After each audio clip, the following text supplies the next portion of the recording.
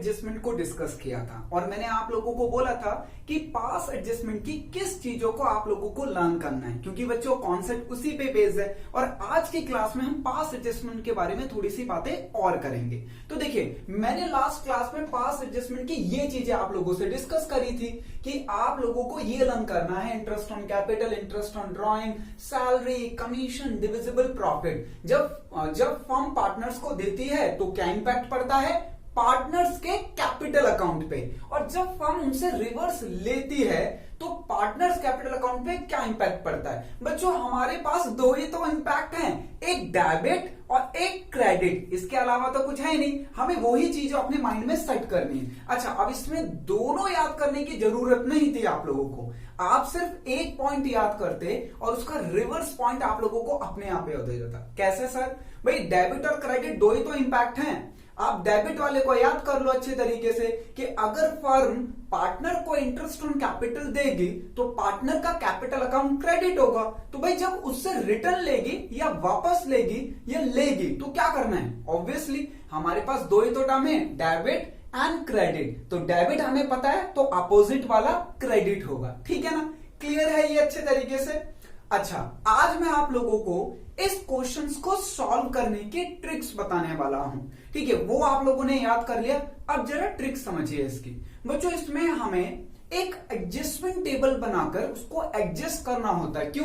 क्योंकि हम time travel तो पॉसिबल नहीं है ना कि हम टाइम ट्रेवल करके गए, पिछले सालों में जो गड़बड़ियां हुई हैं उसको ठीक करके फिर वापस आ गए फ्यूचर में। तो बच्चों हम लोगों को एक एडजस्टमेंट टेबल बनानी होती है और उस एडजस्टमेंट टेबल को बना के हम उसको करेक्ट कर देते हैं और फाइनल जो हमारा आंसर होता है वो जर्नल एंट्री में ही होता है। ठीक है ना? एडजस्टमेंट जो टेबल जो बनेगी हमारी वो वर्किंग नोट का पार्ट होगी। तो चलिए जल्दी से समझते हैं इस कॉन्सेप्ट को कि पास एडजस्टमेंट में जो हमारा एडजस्टमेंट टेबल होता है उसका फॉर्मेट क्या है, उसे किस तरीके से बनाया जाता है। ठीक है ना? लीजिए बच्चों, तो बच्चों पास एडजस्टमेंट की जो टेबल होगी, ठीक है, इसे हम कहते हैं एडजस्टमेंट टेबल।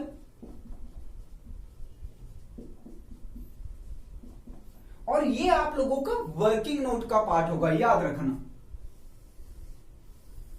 ज्यादा बड़ी नहीं बनेगी बच्चों, वो आप लोगों को देखना होगा क्वेश्चन के अकॉर्डिंग।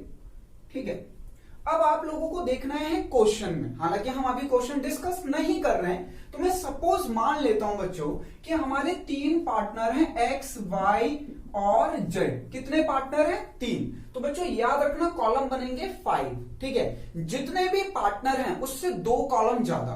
तो हमारे पार्टनर कितने हैं? 3, तो कॉलम बनेंगे 5। मान लो हमारे पार्टनर होते 2 तो कॉलम बनते 4। ठीक है, कैसे? ये लीजिए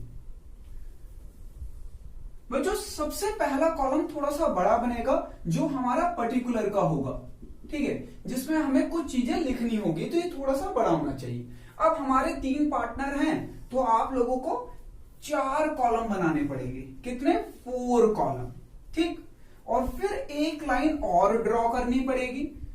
अब ये एक्स का कॉलम है, ये वाई का कॉलम है, ये जेड का, और बच्चों ये फर्म का।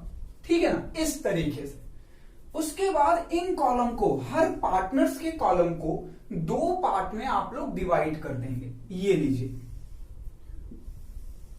फर्म के कॉलम को भी एक में बच्चों डेबिट लिखेंगे, एक में क्रेडिट, एक में डेबिट, एक में क्रेडिट, एक में डेबिट, एक में क्रेडिट, डेबिट और क्रेडिट। अब बच्चों मैंने क्या करा, देखो एक्स के 2 कॉलम बनाए, एक डेबिट एक क्रेडिट। भाई डेबिट क्रेडिट के अलावा तो कोई एक्सपेक्ट ही नहीं है ना हमारे पास, तो हम तो वैसे ही बाउंड है। बस बच्चों अब कुछ नहीं करना, अब आप लोगों को क्वेश्चन पढ़ना है, क्वेश्चन में देखना है क्या गलतियां हुई हैं, उन गलतियों को ठीक करना है और यहां पे एडजस्ट कर देना है। अब इसके नीचे जस्ट हम लोग मेन सॉल्यूशन करेंगे, या बच्चों इससे पहले हम जगह छोड़ देंगे, एक्चुअली एग्जाम के पॉइंट ऑफ व्यू से बता रहा हूं।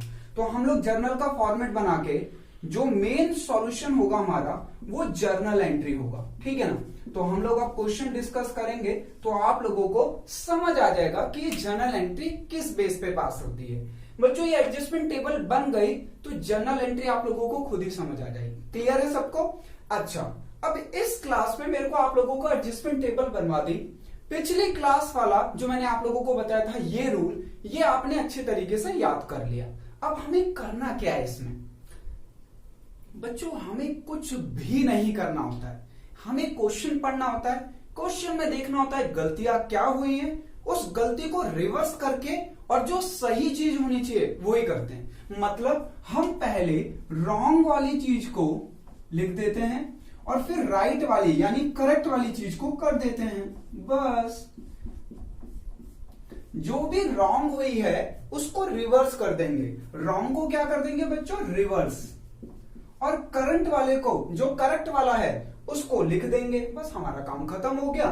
फिर हमारे पास एक एडजस्टमेंट जर्नल एंट्री आ जाएगी, वो जर्नल एंट्री हम पास कर देंगे।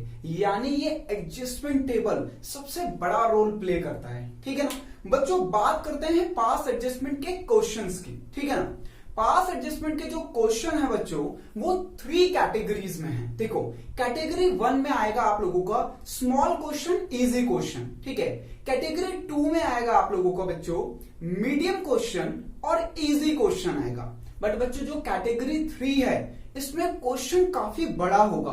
आपको कंसिस्टेंसी बना के क्वेश्चन को रीड करना होगा। मतलब कैटेगरी 3 यू कैन से कि लॉन्ग क्वेश्चन और बट इजी। ठीक है ना, क्योंकि बच्चों मैंने पहले ही बताया कि पास एडजस्टमेंट इजी ही है, बस यहां पे जो चेंजेस होंगे वो यही होंगे। बच्चों पास एडजस्टमेंट के 3 टाइप के कौन से क्वेश्चंस होते हैं, पहला इजी और स्मॉल क्वेश्चन, फिर बच्चों है इजी पर मीडियम क्वेश्चन, और बच्चों लास्ट है लॉन्ग क्वेश्चन होगा बट होगा इजी। बट लॉन्ग क्वेश्चन में होता है क्या, आपकी ना कंसिस्टेंसी वीक हो जाती है, तो आप वहां पे अर्थमेटिकल गलती कर देते हो। कॉन्सेप्ट की गलती नहीं करते, अर्थमेटिकल यानी अमाउंट की गलती कर देते हैं। ठीक है ना, तो नेक्स्ट क्लास में हम लोग बच्चों इसके क्वेश्चंस करेंगे। ये दोनों चीजें जो मैंने अभी तक आप लोगों को पढ़ाया अपने माइंड में अच्छे तरीके से सेट कर लेना। नेक्स्ट क्लास में हम डायरेक्ट इसके क्वेश्चंस को डिस्कस करेंगे। Thank you so much guys, जय हिंद।